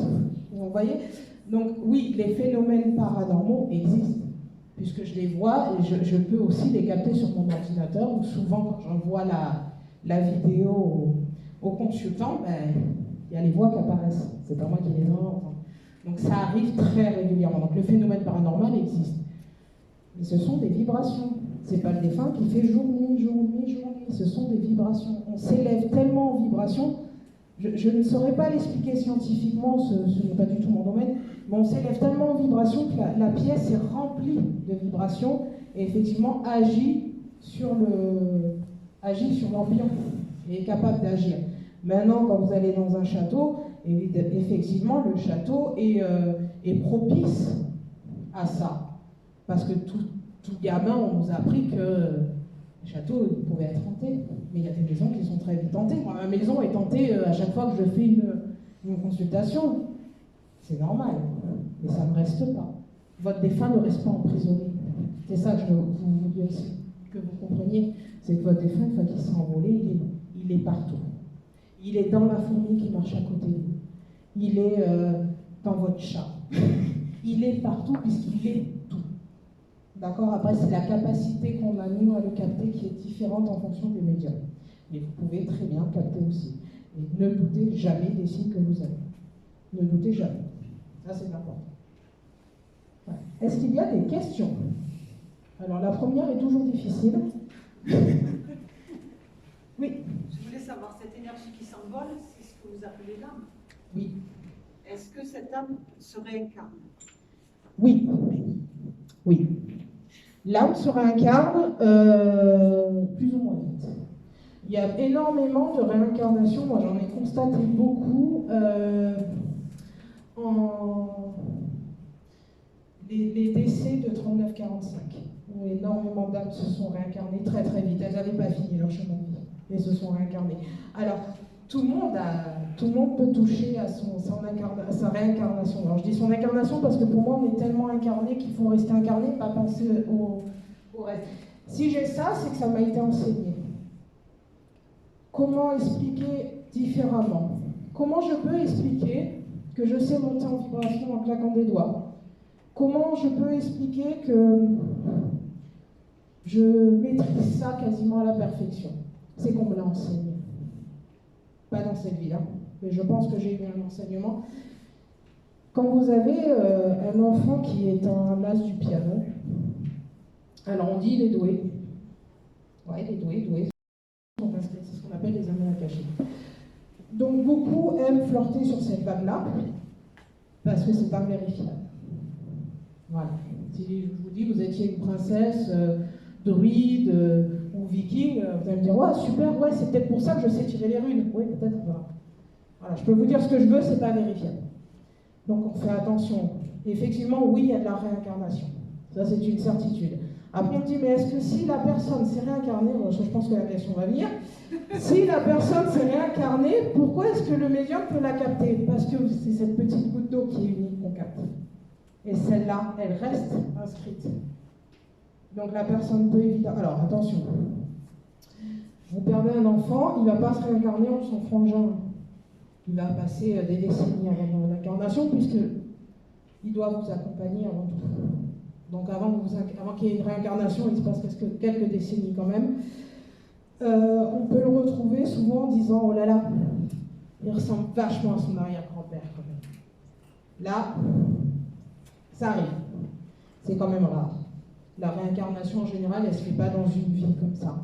C'est-à-dire qu'il faut plusieurs décennies ou plusieurs vies avant d'arriver à effectivement retrouver des ressemblances comme ça. Mais oui, il y a je crois profondément à la réincarnation. Pour en avoir eu des preuves, je crois profondément à la réincarnation. Voilà. Est-ce qu'il y a d'autres questions? Donc, les âmes que vous captez, ce sont des âmes qui ne sont pas encore réincarnées? Oui. Oui. Je n'ai pas capté d'âme en incarnation. Ça, non. Honnêtement, ça ne m'est jamais arrivé. Oui, c'est une bonne question, parce que celle-là, non. J'ai pas souvenir d'avoir eu... Non, en général, elles sont encore sur un plan où elles grandissent encore. Parce que votre évolution se fait en tant qu'être incarné, mais eux, ils ont une évolution aussi derrière. Quand vous avez des décès qui ont 25 ou 30 ans, souvent quand on décrit la personne, donc physiquement, elle va se présenter telle qu'on la connaît, mais il va y avoir des traits caractères qui vont changer puisqu'on a quand même une évolution spirituelle derrière qui se fait. Donc c'est pas forcément le défunt à l'identique. Physiquement, on va l'avoir à l'identique. Mentalement, psychologiquement, il sera un peu différent. Donc ça, il faut le savoir. Mais bon, en général, s'il vient qui parlait portugais, on va l'avoir en portugais, quoi. Voilà. La réincarnation est vraiment une fois que le chemin de vie de l'autre est fait. Voilà. Elle ne survient que quand c'est bon. Voilà. Il y a des questions? Oui. Vous parliez des signes. Oui, et je voulais savoir si les gens qui ont des signes, alors, le signe, une fois que vous l'avez, vous le savez. C'est assez particulier. Est-ce qu'on sait ce que ça veut dire? Est-ce que si c'est un signe et qu'on ne comprend pas là? Alors, il n'y a pas de signe qu'on ne comprend pas. Le signe va venir à un moment où vous avez une pensée. Je prends exemple. Vous êtes en voiture, vous pensez à votre mari défunt, d'accord? Vous avez une pensée pour lui, et là, vous avez un papillon qui s'introduit dans la voiture. Ça arrive, c'est un signe. Mais ce qui est important, c'est dans quel état vous étiez. Parce que c'est un signe par rapport à votre état actuel. Donc en fait, il vous fait un petit coucou. Il vous dit, oh, tu penses à moi, moi aussi. Il n'y a pas de signification dans les signes. Voilà, le 11h11, ça veut dire ça. Le 21h21, ça veut dire ça. À faire ça, on voit des signes partout et on ne voit plus rien. Le signe, quand il vous arrive, vous le savez. Vous allez sourire les 3 quarts du temps. Vous allez avoir un petit rictus qui va dire hey, je le savais. Ça arrive souvent. Vous avez le téléphone qui a sonné. Ah, j'étais sûre que ça allait être toi. Voilà. Ou vous avez un film qui va vous penser, je ne sais pas, votre enfant qui est décédé, et vous avez son dessin animé ou la pub de son dessin animé qui passe. Vous savez que c'est passé. Alors évidemment, le programmateur qui a mis la programme, on peut réagir comme ça, en disant mais non, c'est du pur hasard. Le hasard n'existe pas. Le hasard n'existe pas. Voilà. Donc si le signe, vous allez l'interpréter par rapport à votre ressenti à vous, parce que si le signe est fait, c'est pour vous qu'il a été fait. Donc ce que vous allez en faire, c'est la vérité. Voilà. Est-ce qu'on a des signes parce qu'on a demandé quelque chose? Est-ce que c'est possible? Oui, bien sûr. Oui, vous pouvez demander un signe en vous disant... Alors moi, c'est ce que j'avais demandé quand j'ai des grosses questions, j'arrive pas à avoir les réponses. Alors attention, j'ai pas, souvent on me dit débrouille-toi, mais il y a des moments où je suis tellement perdue qu'effectivement je demande de l'aide. Et je dis, il faut que tu m'envoies un signe là, parce que... Et quand j'ai le signe, je comprends. Et du coup, vous le demandez à qui? À l'univers. Alors, il faut bien comprendre qu'en général, on a ce qu'on appelle des guides. Alors ça, c'est une réalité. Pour les avoir vraiment ressentis, c'est une réalité. Nous avons des guides. Les guides ne sont en aucun cas vos défunts. Les guides, ce sont des êtres spirituels qui ont vécu 500 000 incarnations, qui ont atteint une sagesse, c'est Mère Teresa, qui ont atteint une sagesse extrême et qui sont là pour vous guider. Au plus vous allez évoluer, donc par exemple, moi je sais que j'en ai eu 2 et que j'ai eu un changement de guide. Alors le changement de guide, c'est quoi? Alors là, c'est terrible, c'est que vous vivez un deuil de quelqu'un que vous ne connaissez pas. Ça veut dire que vous allez devoir... En fait, c'est comme un prof. Vous êtes à l'école, vous allez passer des classes, et l'instituteur, c'est votre guide. Sauf qu'à un moment, l'instituteur, quand vous arrivez en terminale, il ne peut pas enseigner un cours de 6e. Donc on va vous changer. Et donc vous vivez un deuil parce que cette personne, elle vous a accompagné toute votre vie. Vous l'avez senti vous entourer. Donc ça, c'est votre guide. Donc on peut demander au guide. Le guide, c'est vraiment cette aide spirituelle. Alors je ne vais pas dire c'est Dieu parce que la source est encore bien au-delà de ça. Mais ce guide, ou ces guides, on en a plusieurs, va vous accompagner. Donc vous pouvez demander au guide. Le défunt, c'est le bras droit du guide. C'est celui par lequel l'information va passer. C'est-à-dire que vous n'êtes pas capable d'entendre votre guide, le guide va le dire au défunt, c'est le défunt qui va vous transmettre. C'est un accompagnateur. Ce n'est pas quelqu'un qui vous... Ce n'est pas un guide, c'est un accompagnant. Le guide, c'est vraiment quelqu'un c'est vraiment un éveil spirituel différent que votre défunt. Je ne sais pas si j'ai été claire. Demandez au guide ou à votre défunt. Mais la réponse, vous l'aurez. On ne vous laisse jamais tomber. À un moment, la réponse, vous l'aurez. Est-ce que pour avoir les réponses, est-ce qu'il faut avoir un degré de spiritualité? Absolument pas. Non. Non, mais je pense que tout le monde, à partir du moment où on s'ouvre spirituellement, on peut tous capter des choses. Vous avez moi, par exemple, je ressens, ça m'arrive de ressentir les odeurs. C'est pour ça qu'il n'y a pas d'encens aujourd'hui. Et je n'ai pas allumé les bougies parce que souvent, je fonctionne avec les odeurs. Donc si on me met des choses comme ça, ça peut vite fausser le message. Mais non, tout le monde peut capter. Tout le monde. Il y a des fois où vous êtes en peine, vous ne savez pas pourquoi, on vous transmet quelque chose. Tout le monde est capable de le faire. Nous, on travaille un peu plus, puisqu'on est un peu là aussi pour transmettre les messages, donc c'est plus précis, mais on souffre. Hein. C'est pas toujours physiquement, quand on a un défunt qui est mort d'une cirrhose et qu'on sent c'est comme si on l'avait nous. Il ne faut pas envier, c'est ça que je veux dire. On a tendance à envier, mais je vous le donne volontiers, ce don. Voilà. On est beaucoup dans la souffrance et puis dans la peine, on capte vos peines tout le temps. Ça, c'est aussi important, mais si on le fait parce qu'ils sont là, ils nous entourent et ils nous disent « Vas-y, transmets, il faut qu'il aille mieux ». Donc on le fait évidemment bien volontiers. Mais tout le monde a des messages. Mais le jour où vous avez un message, vous le savez. De toute façon, c'est clair, hein, c'est limpide. Hein. Si vous doutez, c'est que vous n'êtes pas prête à recevoir le message, ou c'est pas un message. Donc on fait attention aux plumes d'oiseaux, coccinelles. Voilà. Le message en général, il est limpide. Ça m'est arrivé des fois d'avoir des questions, de demander une réponse, et j'allume la télé, j'ai la réponse à ma question. Rien que par la pub qui est passée, voilà.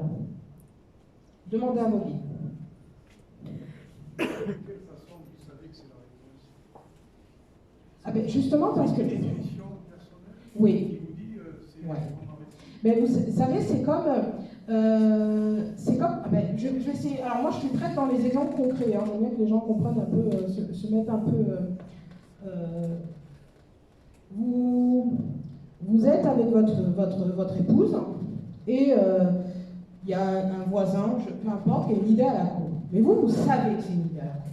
Et l'idée à la con, effectivement, elle est confirmée. Vous allez regarder votre épouse et vous allez lui dire, t'as vu, je te l'avais dit. Vous en êtes convaincu. Ben c'est ça. Le message, vous savez que c'est un signe.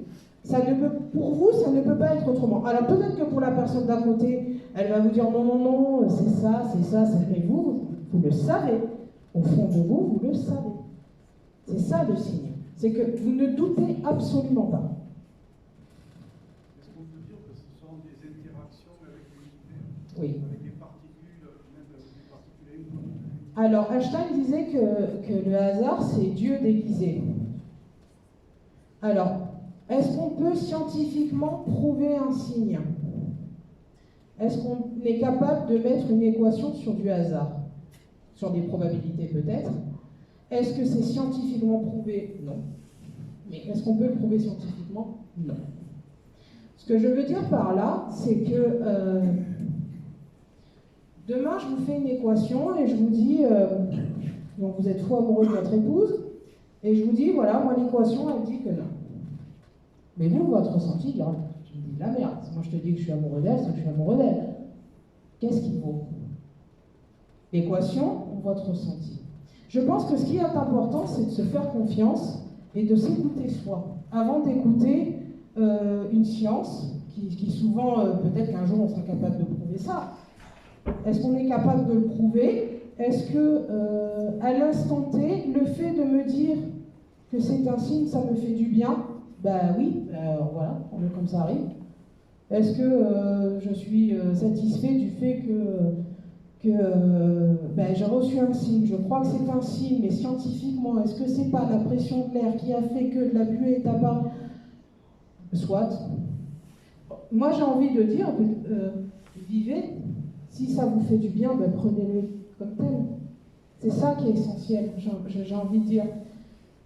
Après, je pense qu'on peut mettre plein de points d'interrogation, surtout dès que ça part du sentiment, de l'attachement, on met des points d'interrogation sur tout, mais je pense qu'on n'a pas fini d'en mettre, honnêtement. Je pense que dès qu'on touche à la spiritualité, il n'y a rien de prouvé. Hein. Voilà, hein.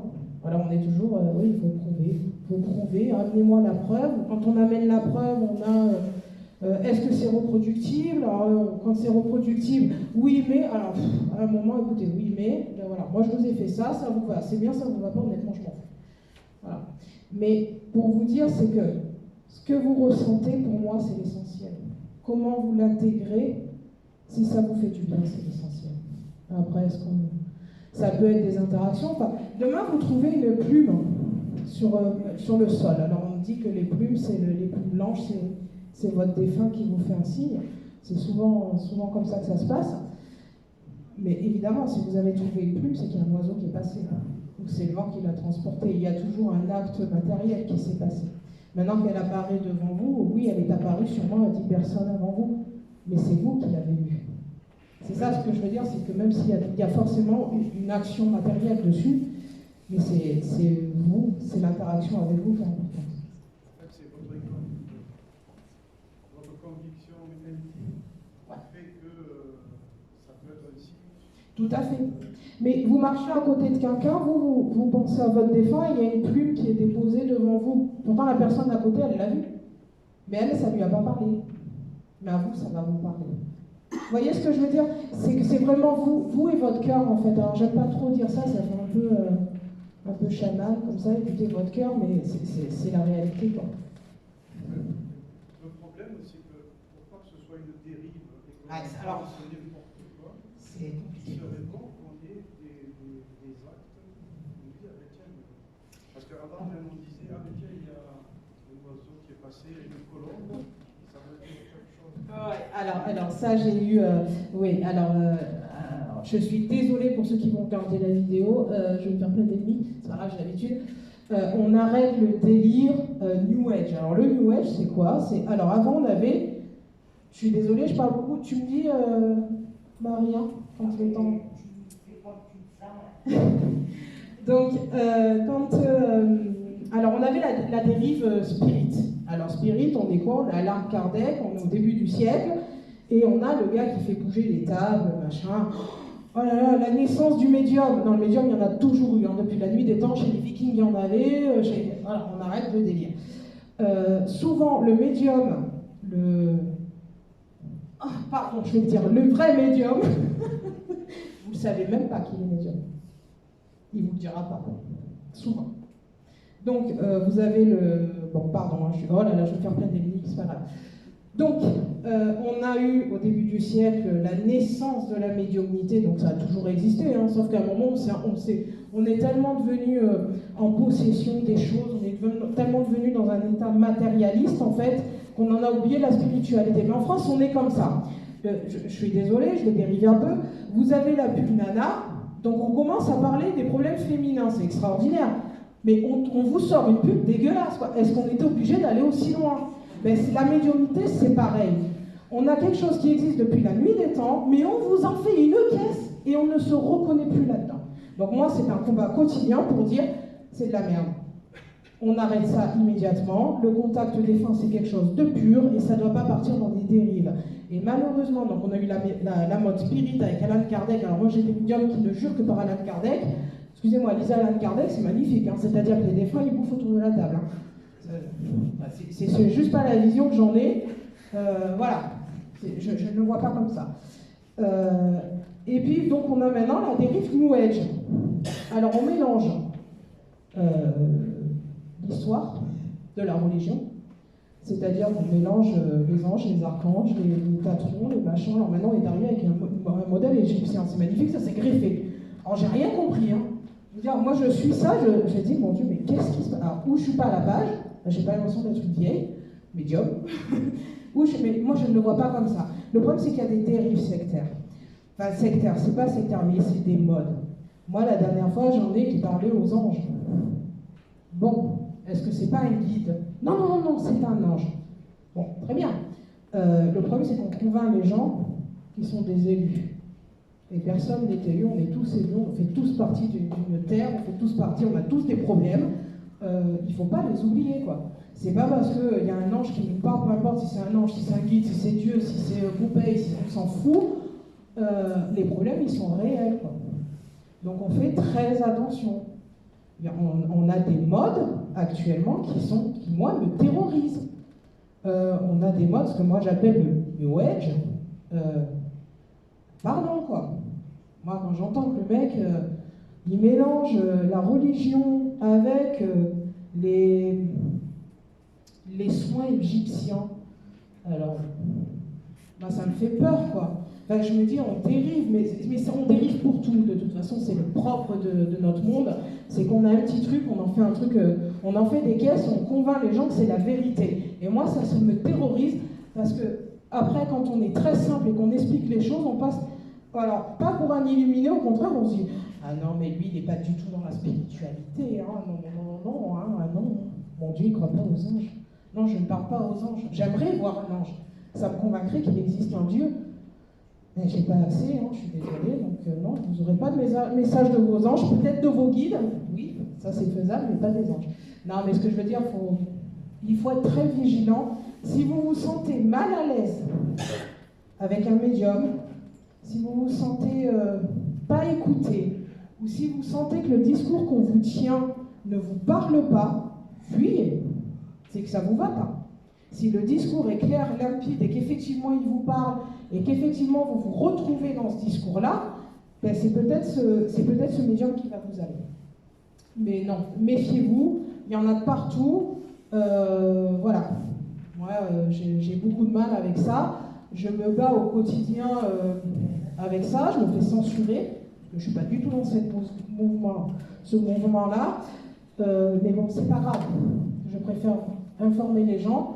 On fait attention, alors il y a des gens qui vont se trouver très bien, hein, c'est génial, hein, c'est vraiment leur trip. S'ils font mal à personne, moi je m'en fous, honnêtement.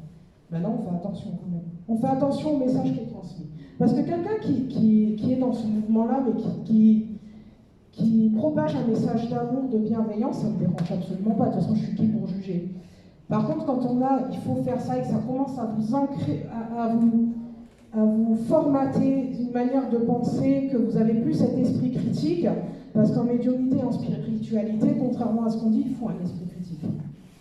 Donc on a eu beaucoup de débunkage, c'est un faux médium, l'esprit critique chez le médium, il est indispensable pour savoir si le message est le bon. Donc sans arrêt, on se remet sans arrêt en question, ce n'est pas une vérité. Ça, faut le savoir. Donc on fait très attention aux mouvances qui arrivent, et il y en a d'autres qui sont en train de se préparer.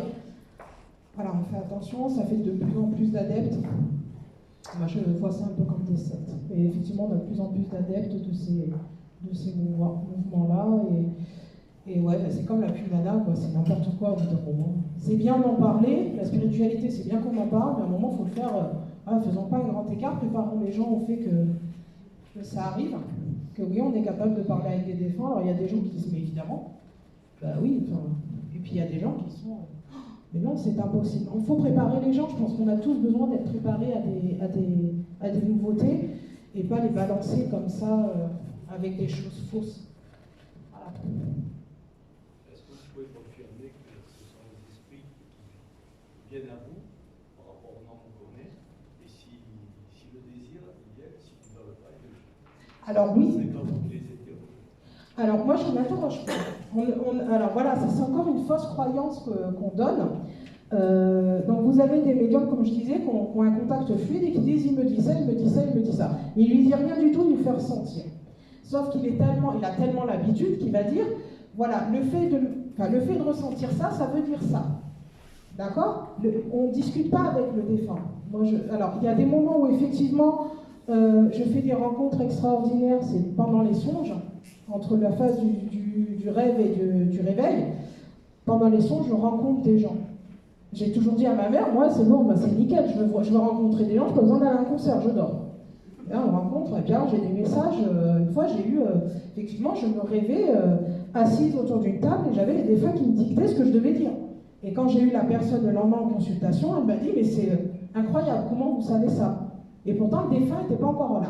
Il m'avait donné pendant le rêve. Donc comment savoir si c'est bon défunt? Si je le décris.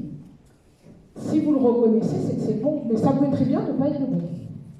C'est-à-dire, je peux décrire une personne et peut me dire, c'est pas lui. Non, c'est pas lui. Mais par contre, s'il est là, c'est que c'est pour vous. Donc des fois, ça peut être quelqu'un que vous n'avez pas encore, vous n'avez pas encore compris qui c'était. Alors souvent, c'est pour ça que je filme beaucoup les séances, parce que ça part peut-être pas tout de suite, mais quand on revisionne les séances, on se dit, ah mais oui, pétard, j'avais pas pensé à ça. Donc moi, c'est pour ça que je filme les consultations.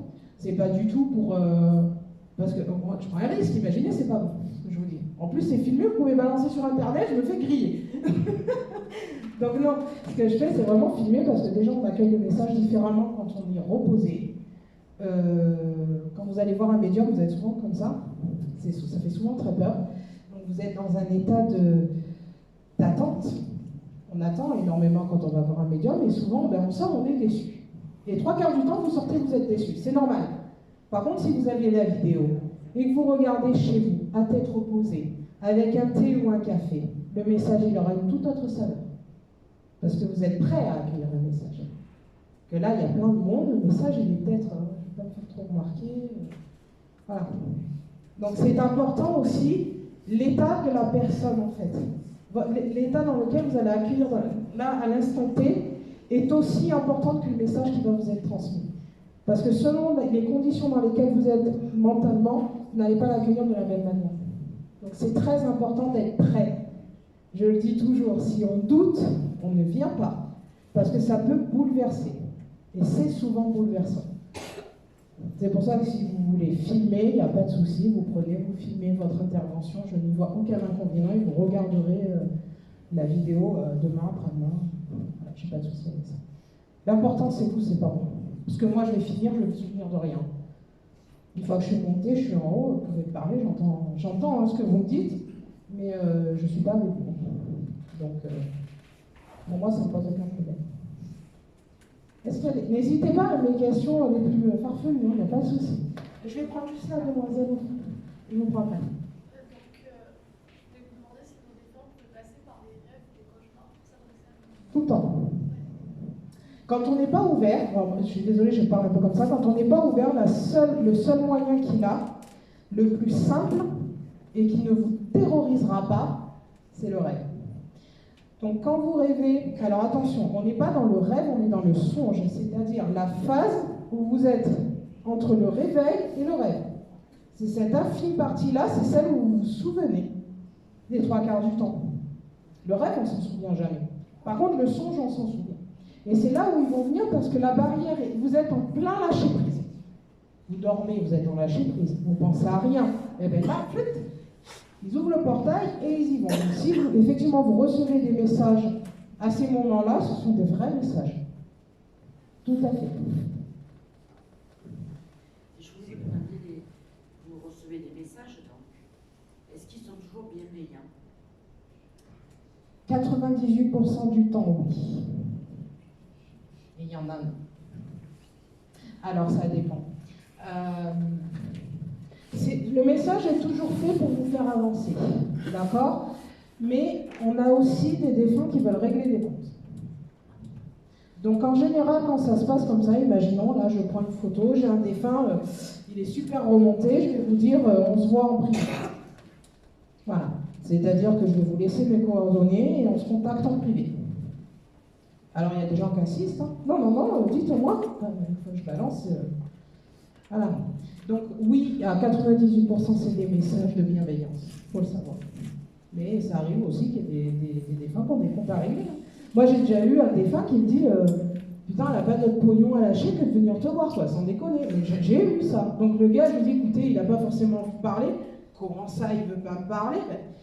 Il dit vous allez lâcher de la thune pour rien. Enfin, vous voyez un peu le dialogue qui se passe, quoi. Donc le gars, il voulait juste un. Mais parce qu'en fait, après, ils nous disent ouais, mais en fait, ça lui ressemble, quoi. Clairement, il parlait comme ça.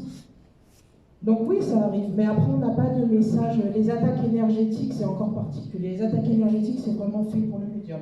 C'est une attaque qui est faite, c'est pas un défunt qui vient, c'est vraiment des énergies qui, c'est la lutte du bien et du mal, quoi. J'ai pas envie de dire ça. Donc effectivement, on souffre d'attaques énergétiques très régulièrement. Donc ça, malheureusement, c'est le lot du médium. À partir du moment où on accepte de transmettre, on accepte de recevoir aussi, quoi. Donc il y a des attaques énergétiques qui arrivent et c'est pas drôle. Mais bon, c'est pas le défunt. Enfin, je ne serai pas attaqué par un gros défunt qui va me plaquer au mur, ça n'arrivera pas. Je vous rassure. Est-ce qu'il y a des questions? C'est bon? C'est parfait. Alors une question Oui. en parallèle, excusez-moi de monopoliser. Je pense que tous les êtres vivants ont une âme, ça c'est pas pensé. Voilà. Et qu'est-ce que vous pensez sur les autres êtres vivants, style les animaux, les plantes, les insectes? Est-ce qu'eux, ils peuvent avoir une âme aussi comme ça? Alors les animaux ont une âme, évidemment. Tout ce qui est capable d'empathie, tout ce qui est capable de ressentir. Sur les plantes, je reste mitigée, puisqu'une plante a une capacité d'adaptation à son environnement, tout comme l'homme et tout comme l'animal, mais elle ne fait pas preuve d'empathie. Une plante, elle ne fait pas preuve d'empathie. On ne le sait pas encore. Peut-être, mais j'ai pas eu de contact avec des plantes. Donc après ce qui interagit avec une plante, c'est l'environnement, c'est l'énergie qui est autour. Je prends par exemple un arbre, vous le plantez, s'il n'est pas bien là, il ne poussera pas, ou il va mourir. Mais c'est énergétique. C'est pas l'âme de l'arbre qui fait que. Vous voyez ce que je veux dire? C'est environnemental. L'animal, oui, il fait preuve d'empathie, ça, il n'y a pas de doute là-dessus. Maintenant, honnêtement, je ne vais pas aller sur tout ce qui est plante parce que je ne saurais pas vous répondre. Mais pour moi, si vous voulez mon avis, pour moi, c'est juste environnemental, c'est juste une question énergétique. Il y a des gens qui sont capables de magnétiser des plantes. Est-ce qu'ils communiquent avec la plante? Ils vont vous dire oui. Est-ce qu'ils communiquent comme nous, on communique avec un défunt? Je ne sais pas. C'est des vibrations auxquelles je ne peux pas répondre. C'est comme un contact animal, je ne sais pas le faire.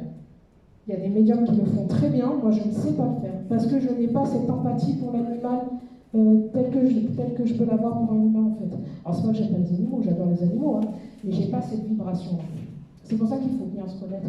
Alors effectivement, il y a des médiums qui sont tout à fait capables de communiquer avec les animaux. Moi, ça, je ne sais pas faire.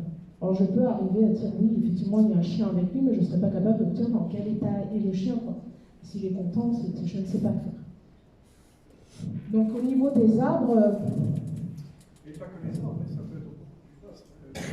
Alors, il y a une étude qui a été faite, qui est assez intéressante, parce que je vais rebondir sur sur ce que vous dites. Non, mais je vais vous dire, c'est sur ce qu'on appelle, il y a une étude qui a été faite, qui est quand même assez intéressante.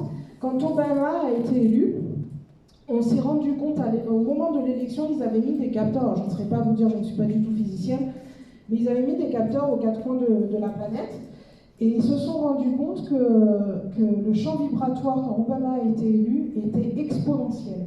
C'est-à-dire que le fait que les gens vibrent avait fait vibrer la planète. Alors, au niveau vibratoire, je parle à la planète, c'est pas mise à trembler, mais au niveau, il y avait un champ vibratoire qui était exponentiel. Donc, est-ce qu'on vibre? Est-ce que l'univers vibre? J'ai envie de dire oui. Oui, scientifiquement, il y a une étude qui est sérieuse qui a été faite et qui prouve ça. Alors, est-ce que c'est l'homme qui fait vibrer? Est-ce que le fait que l'homme vibre fait vibrer aussi son environnement? Très certainement. L'homme, c'est un peu ça. C'est ça? Non, mais c'est ça. Ouais, mais est-ce qu'il y a une interaction? Oui, évidemment, je pense que oui. Je pense qu'il y a une étude sérieuse qui a été faite et qui prouve effectivement que... Oui, mais là, pour le coup, c'était l'élection d'Obama, tout le monde l'attendait. Enfin bon, c'était assez particulier, donc j'ai vu ça, c'était très intéressant. Et effectivement, on s'est rendu compte que oui. Oui. Ça peut effectivement interagir. Est-ce que la planète vibre? Oui, je pense que oui, évidemment. Sinon, il ne se passerait pas tout ce qui se passe. Je suis assez d'accord. Les vibrations sont plutôt mauvaises en ce moment. Excusez-moi, j'ai une dernière question. Oui. Souvent, les enfants, ils voient certaines choses dès leur très jeune âge. Et tout d'un coup, ça s'arrête. Ils sont aux alentours des 6-7 ans, généralement. Enfin, après, c'est des a priori. Et je voulais savoir pourquoi, d'un coup, ça s'arrête. Alors, c'est très simple. 6-7 ans, c'est l'âge où l'enfant prend conscience qu'il est une entité unique. Et les parents ont tendance à... Alors, c'est très bien, le fait que l'enfant se reconnaisse en tant qu'individu, c'est à peu près l'âge. Donc, à partir du moment où il est capable de savoir que lui est unique, ça se ferme. Mais ça ne se ferme pas chez tout le monde. L'attitude parentale est importante aussi. C'est-à-dire que si vous avez des parents qui vous laissent parler avec le copain David qui n'existe pas, en général, ça se ferme. Ça se ferme et ça peut rester ouvert. Après, c'est toujours pareil, quand j'ai des parents qui viennent me voir, qui me disent « Oh là là, mon enfant, il voit son grand-père, il a 6-7 ans, je dis « Écoute, attends voir, on voit ça dans deux... » Parce que ça, le voir, j'ai aucun doute là-dessus, il le voit le moment, il n'y a pas de souci. À cet âge-là, on ne ment pas pour ça. C'est pas dans le... Ou alors on a des parents qui sont très... toujours à parler de ça, effectivement, l'enfant peut copier certains comportements, mais... l'enfant, en général, il ne m'étonne pas là-dessus, quoi. Et donc, on attend voir, et si effectivement, à 10-11 ans, c'est toujours aussi flagrant, on est après de dire au gamin que ça ne se fermera jamais, qu'il va falloir qu'il apprenne à vivre avec ça, quoi. Mais ça, c'est beaucoup une attitude parentale aussi, à voir est-ce qu'on fait confiance à son enfant, est-ce qu'on met en doute sa parole, et souvent, les parents ont peur, parce que si lui, il voit, ça veut dire que ça se balade dans la maison. Donc ça, c'est vraiment, après, c'est soit comment, en tant que parent, on le gère. Moi, je l'ai fermé quand j'ai eu mes enfants. Voilà, parce que je voulais vivre en tant qu'être incarné, pas en tant qu'être spirituel. Donc c'est un choix. C'est un choix et je pense qu'il faut quand même s'ouvrir aux enfants sans forcément leur dire tu as cette capacité, l'enfant, il faut le laisser évoluer, parce que si ça se ferme, il va être déçu le gamin. Moi, si vous l'avez dit que c'était extraordinaire. Et inversement, lui faire peur, et si ça reste ouvert, ça se passe comment? Il reste enfermé dans sa chambre, il se dit je deviens dingue, quoi. Et on a des comportements à risque derrière. Donc voilà, c'est juste. C'est d'avoir du bon sens, en fait. Une question? Non? On va faire une pause. Allez. Bon, je vous remercie, et puis on va attaquer les lectures. On fait une pause. Les personnes qui sont en premier contact, vous me mettez les photos, essayez de me faire un tas, je vais essayer de voir ce que j'ai pour les personnes qui n'ont jamais eu contact. N'inquiétez pas, je vais essayer de regarder tout le monde.